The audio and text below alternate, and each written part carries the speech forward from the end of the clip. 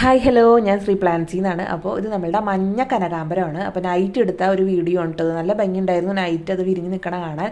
പിന്നെ ഇതിൻ്റെ പകലത്തെ വീഡിയോ ഞാൻ കാണിച്ചു തരാം കേട്ടോ. അപ്പോൾ നല്ല മഞ്ഞ കളറാണ് നമ്മുടെ ഈ കനകാമ്പരത്തിന്. ഇതിന് തന്നെ ഓറഞ്ച് നമ്മുടെ കയ്യിലുണ്ട് കേട്ടോ.